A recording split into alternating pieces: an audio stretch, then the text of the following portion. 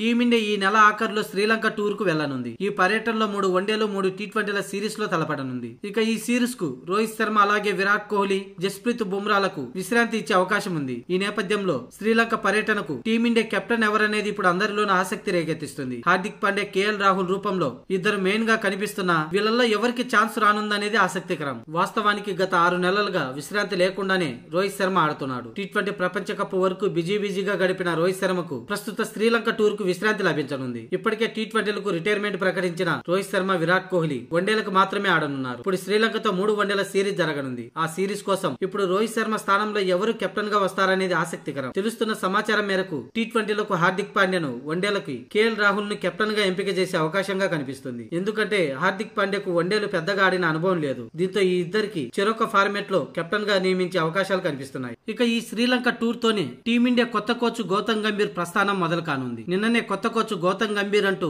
BCCI announce చేసిన విషయం తెలిసిందే. కొత్త కోచ్ పర్యవేక్షణలో శ్రీలంక టూరే మొదటి సిరీస్. ఈ నెల 27న తొలి టీ20, అలాగే 28న రెండో టీ20, ఇక మూడవ టీ20 30వ తేదీన జరగనుంది. ఇక వన్డే సిరీస్ తొలి మ్యాచ్ ఆగస్టు 2న, రెండో వన్డే 4న, మూడో వన్డే 7వ తేదీన జరగనుంది. ఇక ఈ టూర్ కు సంబంధించి అటు వన్డేలు, టీ20లకి టీమిండియా సెలెక్టర్లు త్వరలోనే స్క్వాడ్ ను ప్రకటించనున్నారు.